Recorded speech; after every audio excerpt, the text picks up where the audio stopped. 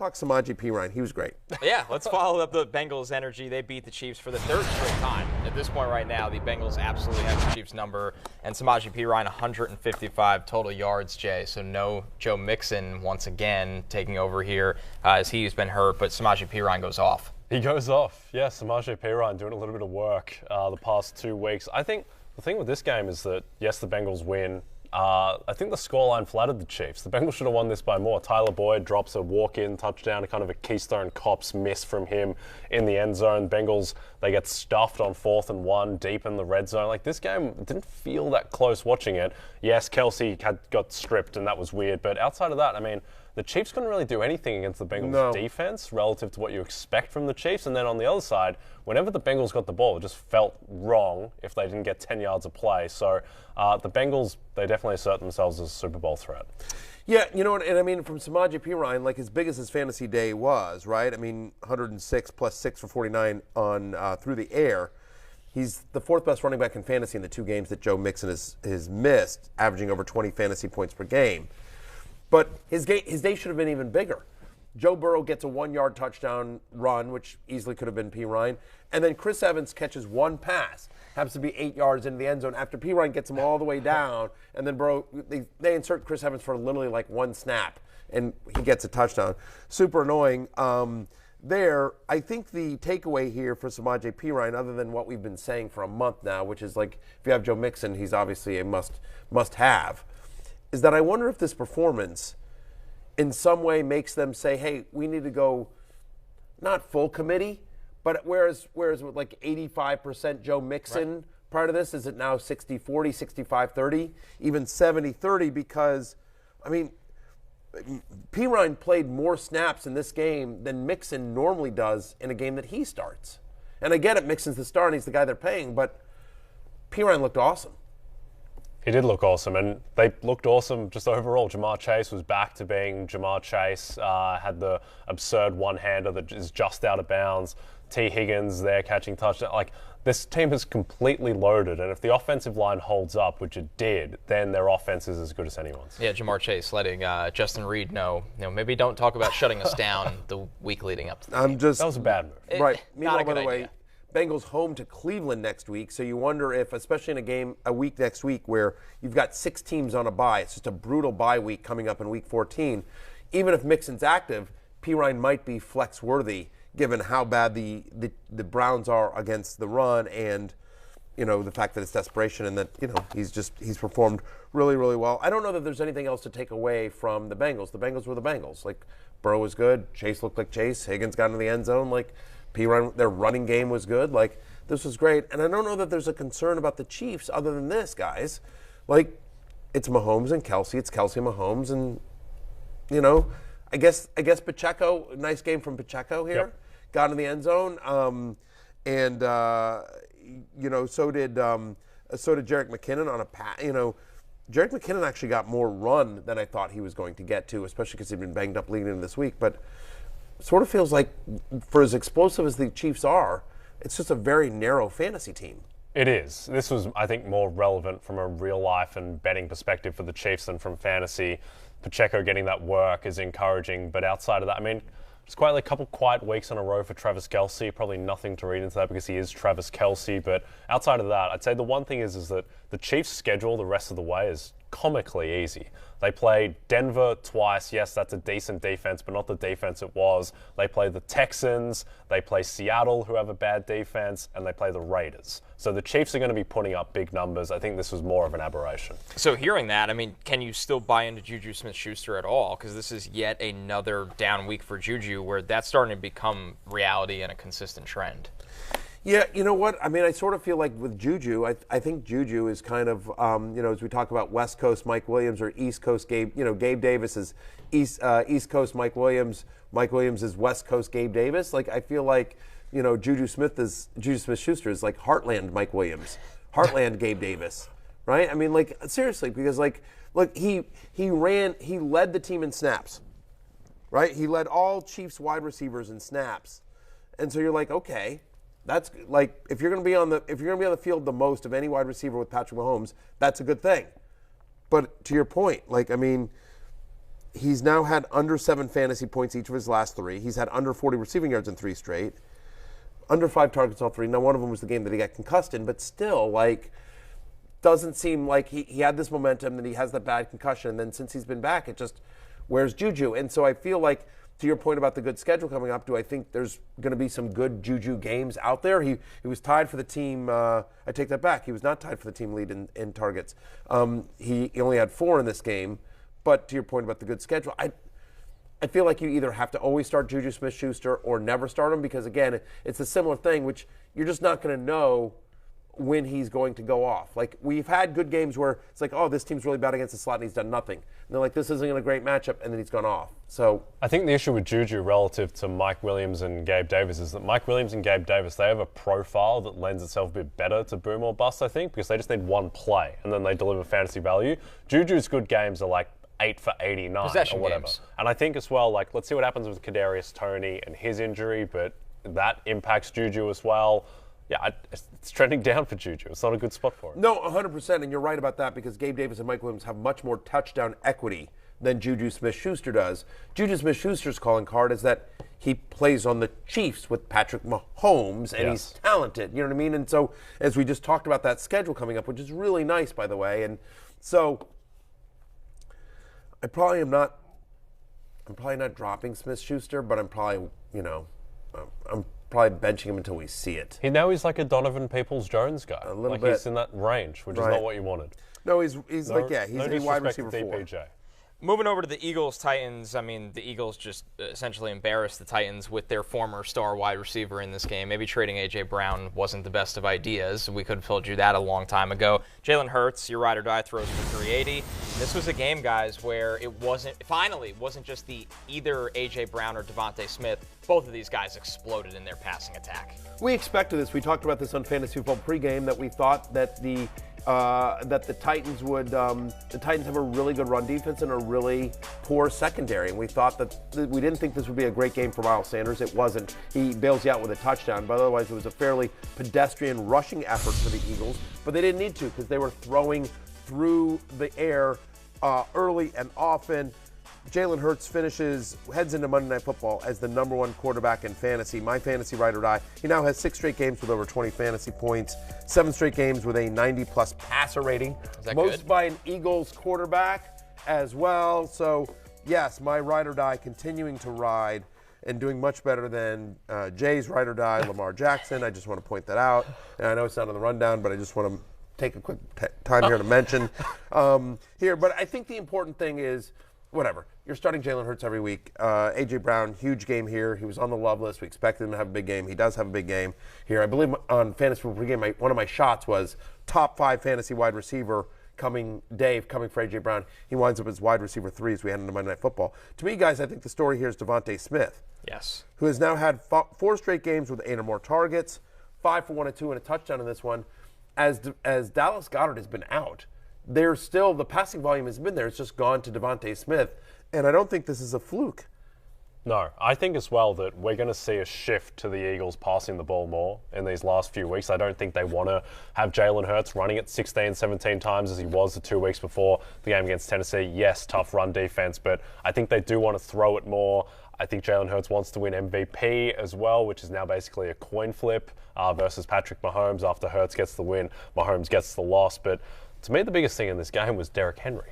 What's happened to Derrick Henry? This is 9 bad halves in a row for the former King, and they just can't do anything on the ground against an Eagles run defense, which, yes, has reinforcements, but still shouldn't be that dominant. Yeah, 2 things jumped out to me with that, Jay. Is the Titans line is not the same anymore. They have one of the worst left tackles starting in the league at this current moment. Yep. They're not a good offensive line, and Ndamukong Suh has been a good addition for the Eagles. He looked great yesterday. Jordan Davis only had to play like 6 snaps, so things are not trending well for Derrick Henry, and that's more of a long-term concern because I think the Titans' offense is not trustworthy for him anymore. Yeah, I mean, I'm willing to, what's positive here about Derrick Henry, and there isn't much. I mean, I get it. Like, that was a brutal game. We thought the Eagles and teams, this is what teams are doing. Teams are selling out to basically stop the run. And specifically Derrick Henry against the Titans. I think if there was something that you could sort of hang your hat on here to make you feel good-ish, right? is he got 3 targets, he caught 2 passes. So they have been recently involving him a little bit more in the passing game here. And also look at their upcoming schedule, right? So next week they play the Jaguars, then they're at the Chargers, then they're home to Houston, and then they have Dallas. So the next 3 are like really good run matchups for Derrick Henry. So I get it. You're probably frustrated. If you have Derrick Henry, you use a first-round pick on him, you're like, he's been costing me. Maybe I'm not going to get into the playoffs now because of it. But I do think against the Jaguars and the Chargers, who Josh Jacobs just ran all over, was one of the, came into the week as like a bottom 3 run defense over the last month. So yeah, Jacksonville Chargers Texans are as good a run matchup as you get for running back. So I'm not ready to bail on Derrick Henry just yet, but certainly raising my eyebrow, especially because, guys, part of the reason why teams, when they don't stack the box, is because the passing offense has been competent, right? The emergence of Treylon Burks, getting Ryan Tannehill back in the offense, the Titans were suddenly, okay, fine, you want to stack the box against Derrick Henry, we're going to beat you. But Treylon Burks leaves this game with a concussion. We'll see what ends up happening with him. He did score the touchdown, but then left on pretty nasty hit. So we'll see. Hopefully he's back for the Titans. But if he's not, you're a little nervous about that passing offense without Treylon Burks. Yeah, and if Treylon Burks is out, there's no one that you want to pick up in that spot. Like Nick Westbrook-Ikene, Robert Woods, I just think there's nothing there. Yeah, I mean, listen, if I'm truly desperate at tight end, Austin Hooper, I could see, and I'm gonna butcher his name. Oh no. Okonkwo? Oh, Chig? Yeah. Chig Okoronkwo? Yeah, thank you. That's why you're on this show. Yeah, I didn't even come close. What was that? Say it one more time. Chig Okoronkwo. I might have messed up the last name a little bit, but Chig. Chig. Yeah. Anyway, he has 5 targets in the game, 4 for 68. He's a rookie. I know they like him a lot. Super athlete. Delaney Walker for that offense. Yeah, basically. Yeah. I know they like him a lot there in Tennessee. So he's an interesting streamer. We'll talk about him a little bit more tomorrow in the Waiver Wire show. But just, I'm with you, Jay. It's just, please come back. Yeah. Please, heal safe and soon, Treylon Burks. Especially with how good he started to look. That was a great catch. Couldn't believe he held onto the ball with the hit he took to the head. Another game with massive NFL implications, not just fantasy implications, but the Niners beat the Dolphins in a game that just had a laundry list of injuries go on during this one. The most notable one, of course, was to Jimmy Garoppolo. We will get there in a second. But Christian McCaffrey, we've talked so much about his usage, guys, and then he finally gets a full workhorse, not just on the ground, but in the air workload in this game.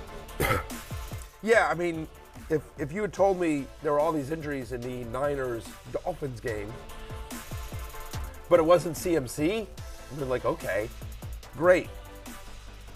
Yeah, I think that, look, CMC, this is going to be his offense now going forward. Brock Purdy, who looked fine. I thought Brock Purdy looked good. He had one of the best throws of the entire day yesterday where he checked into George Kittle pass over the middle where the blitz was coming at him hard and he was able to do that. He was fine, and I think that he's going to be decent enough with this San Francisco offense with Shanahan's scheme, with the offensive line, with Deebo Samuel, with Christian McCaffrey. There's so much short game there that this is going to be McCaffrey's offense going forward. Let's hear from Kyle Shanahan as well, because he did speak after the game on that Jimmy G injury and how it can impact things going forward. I mean, just hearing it's pretty crushing. I mean, we know what Jimmy's been through, how hard he's worked at this.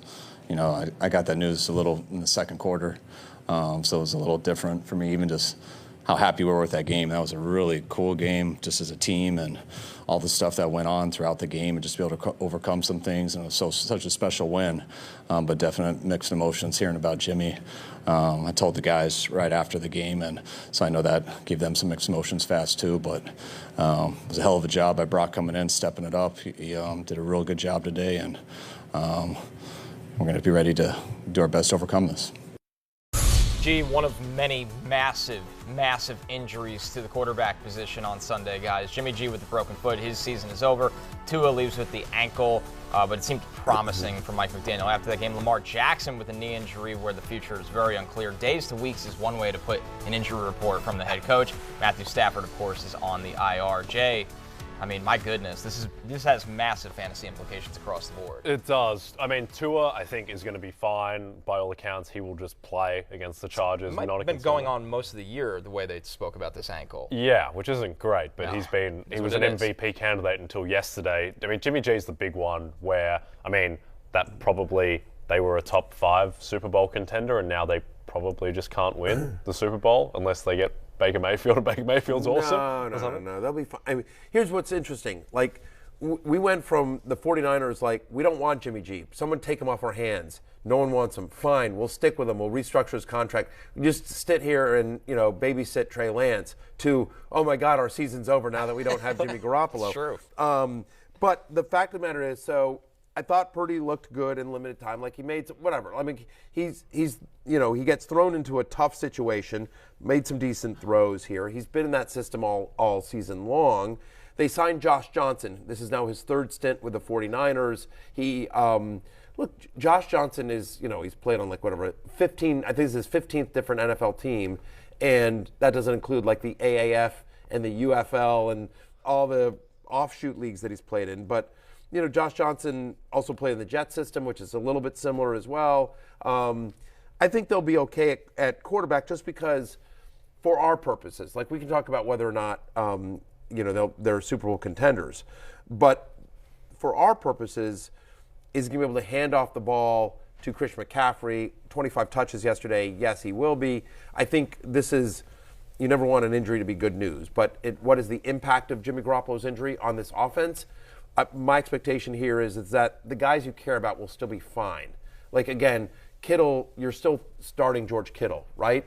I think this lowers Brandon Ayuk a little bit, obviously, because of the connection that he had with Garoppolo, but McCaffrey's still going to get a ton of touches. I think maybe you see Deebo Samuel get more touches in the backfield because he came out of this game healthy, because they want to limit Purdy and or Josh Johnson if it eventually becomes him.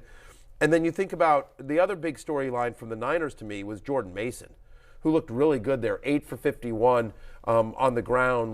We were wondering, would it be Jordan Mason? Would it be TDP? Would it be Tevin Coleman? We talked on Fantasy Football pregame about Jordan Mason, that Garoppolo had hinted that, hey, we think there's going to be a big game here and game coming up for Jordan Mason.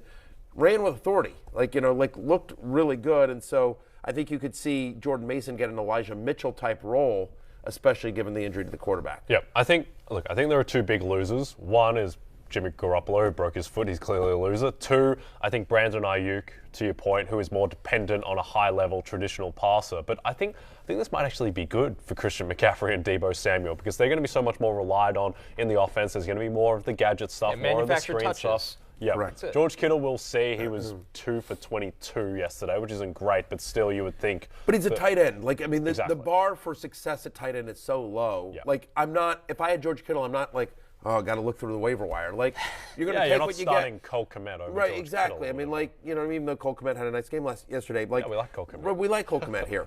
But, for our purposes, in terms of a decision-making process, sure. Lower value for Kittle, but you're still starting him there. And I agree with you. Look, their upcoming schedule, Tampa Bay, then at Seattle, home to my Commanders, and then at Las Vegas. So two good matchups at Seattle and at Las Vegas.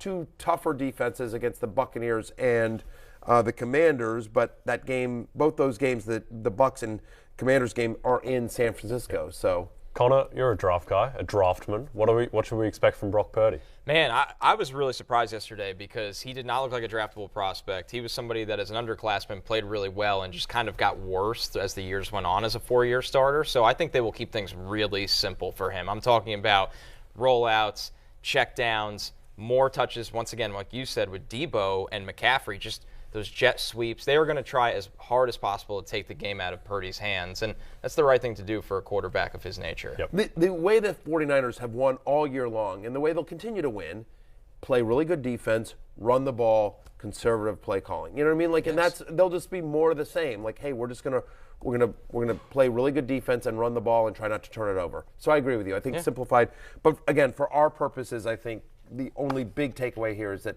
Ayuk goes from somebody that you always felt really good about to somebody that it's more in that wide receiver, low-end wide receiver 3-4 range. Let's look at Miami here, because this was a really tough day for an offense that has been high-flying the entire year, outside of Tyreek Hill, who, of course, gets his. But the running back situation, guys, Raheem Mostert, this is the first time he's outsnapped Jeff Wilson since that trade. But because of the game script, nothing was working on the ground for Miami. 61% of the snaps for Mostert, and Jeff Wilson Jr. has one rush for 3 yards. I don't know if it was injury related, whether it was game script related. It's a weird one, right? But I will say again, they play the Chargers next week. If you have a struggling run game, figure out a way to get the Chargers on your schedule. I think both are viable next week. I know this is a super disappointing game, but it's one game. Jalen Waddle also left this game early with an injury as well. And so my expectation here is that I'm throwing it out. Yep. A lot of emotions on the road at San Francisco, student and master, all that, pupil and mentor, blah, blah, blah, whatever you want to say. He left with that leg. Jalen Waddle left with that leg injury in the second quarter. He came back after halftime, but maybe wasn't 100%. Caught only one of his 5 targets. So I don't know. I'm just chalking it up to whatever. Bad day at the office. I'm still back in on the Dolphins offense, assuming Tua is starting next week. Yep. So Chargers this week coming up, then Bills, that's tough, and then the week after home to the Packers. So 2 of the next 3 weeks, really favorable rushing matchups. Also, then after that, they close the season at Patriots, home to Jets. They'll be favorites in 4 of the next 5 games. So game script-wise, it should be okay. Also, they're only 1-point favorites of the Chargers. That's my favorite bet on the board right now. I think the Dolphins are significantly better than the Chargers. Teron Armstead probably comes back, and Tua will play, so I think they should roll the Chargers. Yeah, and that game is in Miami, I believe, right? It's in Los Angeles, but still never think mind. The Dolphins should roll. All right, I still agree with you. Lions-Jaguars, this game had a second highest point total coming into the weekend. It did not disappoint, but all of the points were on one side. The Detroit offense absolutely rolls. Jared Goff looking really good, Amon-Ra St. Brown, and, of course, DeAndre Swift as well, guys. The Lions' offense right now is pretty much a powerhouse as it stands. In Jacksonville, just not much going right there. Yeah, I mean, credit to Dan Campbell. And, I mean, we talked about Dan Campbell as, a potential Coach of the Year candidate at the very beginning of the year in terms of his odds. One of those close games early in the year. If they just beaten Minnesota or something, which they really should have done, I think, back in week 2. And then they would be 6-6, and they'd be right in the middle. They can still make the playoffs. Buffalo down to the wire on Thanksgiving. Yep, exactly. This is a team that's much better than their record. This is a 500 level team to me. Yeah, and you know what? And so I think the big takeaway, again, Jared Goff, we talked about this on Fantasy Football Game. When he is at home, he's really good. He was on the love list coming into this week. He performs very, very well. He's the 4th best quarterback in fantasy heading into Monday Night Football. Again, he's at home this season, now including this game as well. He's averaging 20.5 fantasy points per game. He plays the Vikings next week in Detroit. So I think he's a viable streamer at least next week. Next 2 games after that on the road at the Jets, at the Panthers, but then home to Chicago. So I don't know that I feel good about him every single week, but I feel good about him next week. And I feel good about him in the sense that he can get the ball to Amon-Ra St. Brown. The Sun God is the wide receiver 2 heading into Monday night. 32% target share since returning from injury in week 8. He's the 6th best wide receiver in fantasy. To me, but whatever. He's a wide receiver 1. We've known this. He did what wide receiver 1s should do. To me, the big story of the Lions, not only Jared Goff's performance here, guys, but DeAndre Swift looked like finally DeAndre Swift.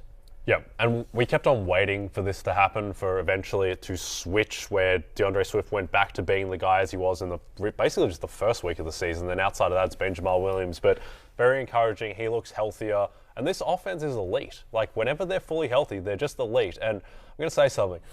They play the Minnesota Vikings, who are 10-2.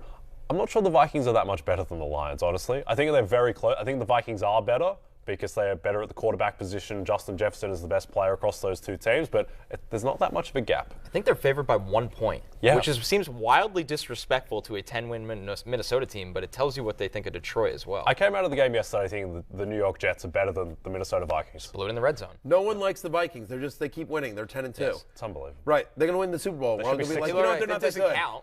They should be 6-6. Mickey Mouse Super Bowl is what they'll call it. Right, It's just- exactly. yeah. They won't count. You know, Vikings get no respect, but to your point about DeAndre Swift, 18 touches in this one. He played over 51% of the snaps, which led all Lions running backs here. He actually ran a route on 56% of his snaps, which is good. Out-carried Jamal Williams. So it was the first game where DeAndre Swift sort of took control of that backfield. And my expectation is that'll be the case moving forward. Jamal Williams isn't going around. They still going away. They still like him at the goal line. He punches another one in on this one. But I thought this was pretty interesting. Jameson Williams, good to see him back out there. Didn't do much. Yeah. Something to monitor. Get him going.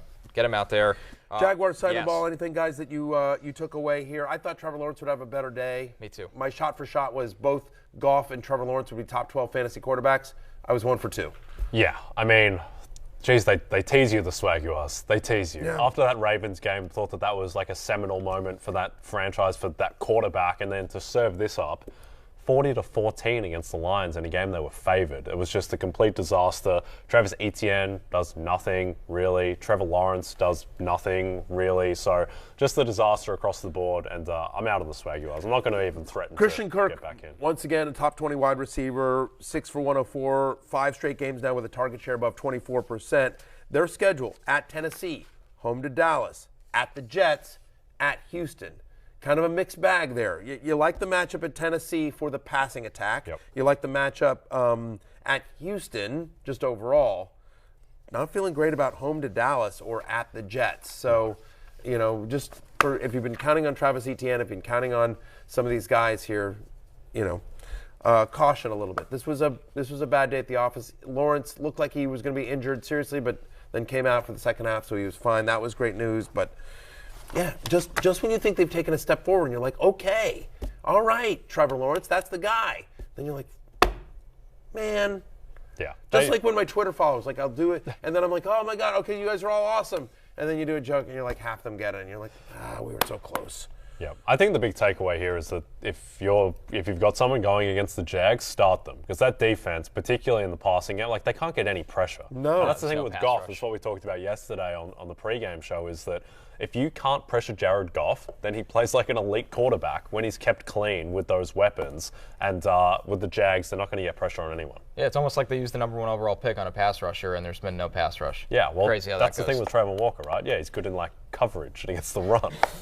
It's just insane. All right, on the West Coast, the Seahawks win a sweaty one against the Rams. This somehow came down to the wire against a Rams offense that there was no expectations. Seattle's defense struggles, but Seattle's offense explodes. Lockett and Metcalf both go for over 125 yards and a touchdown, guys. And Geno was absolutely cooking in this. He was. To me, the only takeaway, Seattle was Seattle, right? Geno's good, DK's good, Tyler's good. Was the injury to Kenneth Walker, who left the game with an ankle injury in the first half. DJ Dallas also got hurt on the first play of the first half. He came back, though, and got the majority of the work after him, I should say. So to me, that's the biggest story from this game, at least from the Seattle side, is what happens with that run game.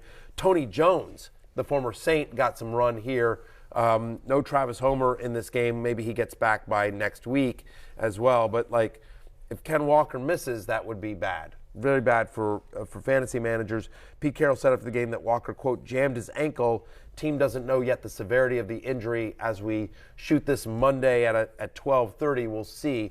I'll just caution you guys that just in general, Pete Carroll is very optimistic in general. Yeah. You know what I mean? Like a guy could, could get his leg cut off, and so it's like, it's probably a 2-week injury. Yeah, Jimmy G, broken foot. We're Right. going to see about We're going to see. Saturday, We're going to Sunday. hopefully get him up this week. Wheel and him out there. He's Yeah. the most. So just hopefully follow the good beat reporters and everything like that. We'll try to make sense of Kenneth Walker. But DJ Dallas, potentially Travis Homer. My guess is that if Walker misses time, it'll be a bit of a committee there in Seattle. I don't think there's anyone that you really are desperate for. Yes, you probably pick up DJ Dallas, but at the same time, like this is Geno's offense. Geno was so freaking good yesterday. He is playing at an incredible level. Yep. Some of the throws that he's making, that last drive, never felt like he was going to miss. Felt like a foregone conclusion. He was just going to score. And it's so strange because we complained for so many years that the Seahawks under Russell Wilson were run, run, pass. Run, run, pass. Now all of a sudden Russell Wilson goes and Geno Smith and then this modern, progressive, amazing passing offense. I just don't think that they're going to support a running back if it's not Ken Walker. I mean, now that we're seeing what Russ is doing in Denver, do you think the Seahawks were run, and everyone's They knew. They were hiding him. They knew. They were hiding him. They knew.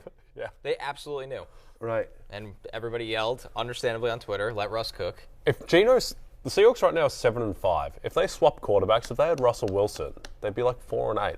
Like Geno Smith is playing at a borderline MVP level. It's the story of the season. And he will win Comeback Player of the Year. I think, and he should be in the MVP discussion. He won't be, but he should be. I agree with you. In terms of like who's most valuable, the MVP award, it doesn't go to the most valuable person to their team. It goes to who's. Anyway, whatever. That's the team. Best quarterback on the best team. Basically, pretty much. It's Mahomes, then it's Hurts, and then it's Joe Burrow, Josh Allen, and then Geno to me is fifth with Tua. He's been that good. He's been a top 6 quarterback in the league. He has. Other side of the ball here, guys. The ghost of Cam Akers makes an appearance. Look good, Cam. Off the milk carton. We thought we talked about this on Fantasy Football pregame about the fact that we thought they'd have success running against the Seahawks. The Seahawks going into the week were giving up the third most fantasy points to opposing running backs. I will just cop to this and say I thought it was going to be Kyren Williams and not Cam Akers, who they hate him. He's in the doghouse. He's a healthy scratch. They're going to try to trade him. They can't trade him, but whatever. And now 17 for 60. He gets the 2 scores. He gets 1 target in the passing game. We buying in at all, or we think this is? I personally think I'll lead the witness here. I personally think this is a matchup dependent thing. I guess if Cam Akers got dropped in your league and they got 6 teams on a bye next week, you're desperate. Okay, fine, but I don't know. I mean, the Rams do play Vegas next week, so suddenly becomes interesting. It's a favorable matchup. Schedule's nice. Yeah. That's the one thing. Vegas, Green Bay, Denver, and then if you could make it all the way there with Cam Akers, the Chargers that we just cannot pile on the run defense. But just every week it's somebody different. Last week it was Kyren Williams. I don't know what to make of this offense other than just it's probably best to ignore it. Higbee was bad. They were all bad in this one. John Walford got the start. And they announced, Sean McVay announced after the game that Matthew Stafford already on IR, likely shut down for the season. I can't imagine Cooper Kupp comes back at any point now. We know Allen Robinson's out for the year already. This is just it's a dumpster fire in LA, and I just don't imagine a scenario where you feel good about starting any of these guys in any given week. No, I don't think so. Akers would be the guy. He was only 3.5 yards per carry, but he looked good. He desperate looked fun. Flex. Yeah, desperate flex. And that Seattle defense is really bad. It's a very bad defense. And they didn't do anything. I mean, you saw a little Tutu Atwell. You saw a little Brandon Jefferson. Brandon Powell got some run in this one. But, Higbee got 5 targets, did nothing with him against Seattle. And it's just, again, they're playing Vegas next week, so maybe. But, that's week 14. That is win or get in week for so many people, and where you need to win to get into the fantasy playoffs. And just you're really gonna all right, I'm gonna leave my fantasy fate up to Tutu Atwell, or even Cam Akers. Our last game recap here: the Jets lose a thriller. Came right down to the wire against the Vikings, but for the second week in a row, Mike White takes the Jets' passing game to a totally different territory than where they were at with Zach Wilson, guys. Garrett Wilson explodes, 8 catches, 162 yards. Mike White hits him on the bomb. This is a 240-yard day for Garrett Wilson. Yeah, he was awesome. I mean, and I don't even know if there's a takeaway now. It's just that other than it's clear that just with competent quarterback play, Garrett Wilson is a superstar. He's obviously a must-start going forward every single week. He's been nothing short of terrific, and you saw him after the game, Connor. I know you do because you cover the Jets closely. That's my quarterback. He did a Des Bryant, right? To Tony Romo. Yes. That's my quarterback. Called him special. Special. I go to war for that guy, right? You know. So I think he was one of the guys wearing a Mike White T-shirt on the way into the game, right? At some point. Yeah. I know some of them wore Mighty Ducks. Yeah. But I don't know what else to say about Garrett Wilson other than just make a note of this, right? We think about last year, Amon-Ra St. Brown and Jalen Waddle and how great they were down the stretch. Think about all the rookie quarterbacks that are sort of rookie wide receivers, I should say, that are emerging right now that are going to lead people down the stretch. And Garrett Wilson is at the top of them. First-round drafted wide receivers, generally, we've seen Treylon Burks the last couple of weeks. Jahan Dotson, had a nice play. He's back for the Commanders. Olave's been really good. Olave's been great, and we'll see what he does tonight, but we expect a good game from him tonight. These first-round rookie wide receivers, maybe it takes them a little while, but second half of the year, they always seem to pay off. Yeah, and the thing with Wilson, it's not so much the 8 for 162, which is like he had 15 targets, and also he left a lot on the table. There was the bomb that he just missed, which would have been an 80-yard touchdown. He also really should have scored on that deep ball. Like, Or he stepped out, Gary Wilson, yeah. he's a superstar. He's a locked-in borderline wide receiver one. To me, the story is Bam Knight, the Bamwag. Yeah. He looks great out there. 5.5 yards per carry on 29 carries the past 2 weeks. He's the guy. And like Connor, you follow the Jets as closely as anyone. Is Michael Carter going to come back and be RB1? Not very soon. I mean, he's dealing with an ankle injury that's should be taken seriously. James Robinson just doesn't have anything in the tank right now. They don't lean on Ty Johnson very much besides the checkdowns. I mean, we said it on the show last week, guys. Go get Bam Knight. We did. And Bam Knight showed the Jets staff, I'm here to stay. Breece Hall's gone. Now it's really on me. 20 touches in this one, 118 total yards. Is now back-to-back games with over 100 yards from scrimmage. This is from a fan, as all of us are on the Bam wagon. Yep. That's me and Jay. I like that they put Jay in the Sauce Gardner shirt. That was very nice. Salah's got Juicy on his shirt. This is a hardcore fan, and there, of course, is that Mike White? That is absolutely great Mike Mike I White. didn't know if that was Mike This White or is, if that was you, if they put Connor's face on top of Mike No, White. we can't have Connor being Mike White. This is from one of our viewers, Tyler Cole at Arizona Wildback. Thanks for putting this together. Bandwagon. Really an incredible Such image. a good idea. Better Photoshop than what our staff does when they put us at the campfire, which we like. So nice job, Tyler. Thank you so much. We appreciate that. We talked on, again, Fantasy Football pregame. I was just like, I'm patting myself on the shoulder here. And because I said, listen, if I'm throwing a dart, it's Bam Knight. Sure. There's a lot of reports before the game that all three guys would be involved. And I was just like, no, it's Bam Knight. Go get Bam Knight. And the reason I felt confident in that is because, Connor told me Bam Knight's the guy. Yeah, man, but I'm happy to take credit for your Please intel. do. Yes. Fantastic. So, Bam Knight's legit. He goes into Monday Night Football as a top 10 running back here. And my expectation here, Connor, and you correct me if I'm wrong here, but even if Michael Carter is active, Bam Knight's not going away. I mean, like basically Ty Johnson and James Robinson would go away. Yes, no, Bam Knight is here to stay. I mean, they've been looking for somebody to take the reins since Breece got hurt. Michael Carter is a nice third down back, change of pace kind of guy, but they're looking for that workhorse, and Bam is absolutely that guy. Hey, it's Matthew Berry from NBC Sports and Rotoworld.com. Just want to thank you so much for watching what you just watched, or at least being too lazy to click out of it after the autoplay just kept it going. So either way, thank you so much for just letting it scroll by your screen. And now I'd like to ask you respectfully, please subscribe to the NFL on NBC YouTube channel for the latest NFL news, fantasy headlines from Rotoworld, and betting analysis from NBC Sports Edge.